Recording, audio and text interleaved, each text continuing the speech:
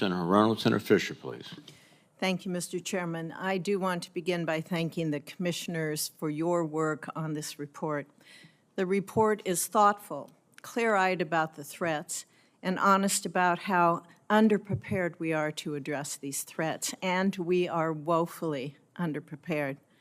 Since the Second World War, the United States national security strategy has been predicated on having one major nuclear adversary, and we now face two major nuclear adversaries for the first time in history. Russia and China have rapidly modernized their strategic nuclear forces.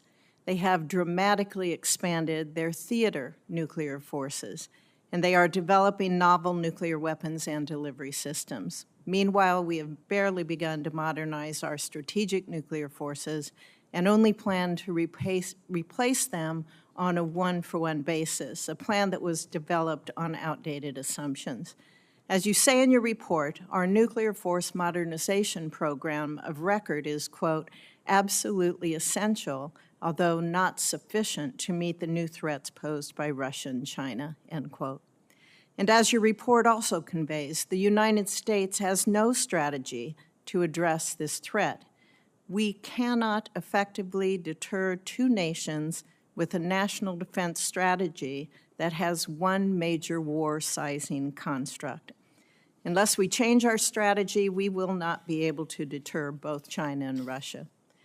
If our adversaries believe that we lack capacity or lack the will to respond to an attack and to defend our allies and partners, they will act accordingly. Your report had 131 findings and 81 recommendations, which, if acted upon, will provide the United States with the capacity and capability necessary to maintain our place in the world. These recommendations include changes to the planned size and composition of our nuclear forces, including the development of new theater nuclear delivery systems. They include overhauling the NNSA, dramatically expanding our domestic industrial base, including the establishment of a third nuclear shipyard, developing a comprehensive homeland missile defense architecture, and a resilient space architecture that includes both offensive and defensive elements. And we must do this with a sense of urgency. Senator Kyle, urgency, which has, frankly, been utterly lacking from the Department of Defense and the Department of Energy. And to be clear, this is a bipartisan, bicameral commission. The commissioners have a wide range of experiences and political viewpoints. And yet the findings and recommendations of this report were unanimously supported. This is no fringe report. This is the consensus of respected national security experts.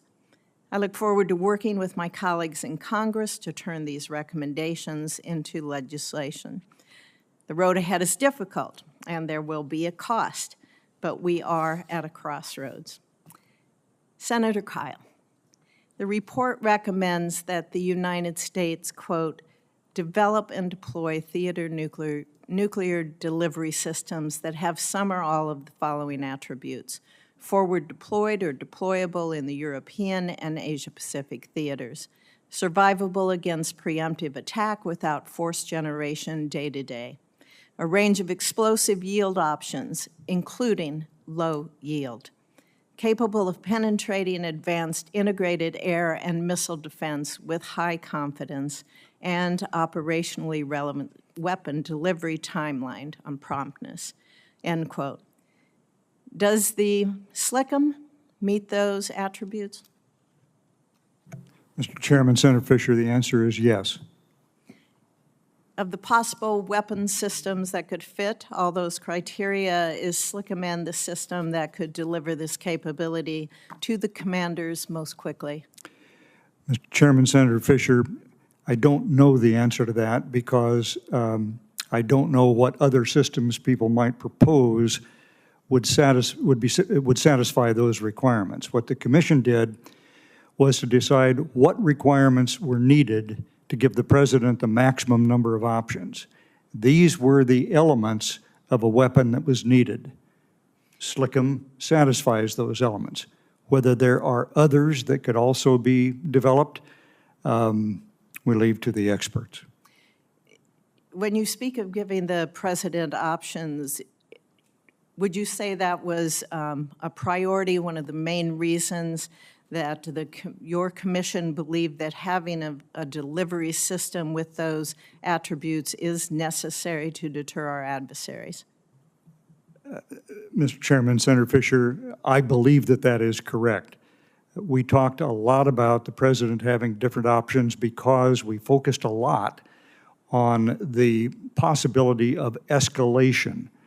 The Ukraine situation provides a good example where an autocrat has boldly talked about escalating the conventional conflict there by using nuclear weapons. It is not at all outside the realm of possibility that such weapons could be used in a future conflict. Once nuclear weapons are used, you're on a ladder which could quite quickly escalate to a situation beyond control, in which we obviously don't want. The more options that our president has to respond to that kind of action in a way that would tell the adversary that there's no point in trying to escalate this further, the better off we are and the better we're going to be able to deter nuclear war. Thank you. It is an honor to know you both and work with you. I thank you for the wonderful work that you have done here in bringing us a consensus report that is vital to the national security of this country. Thank you.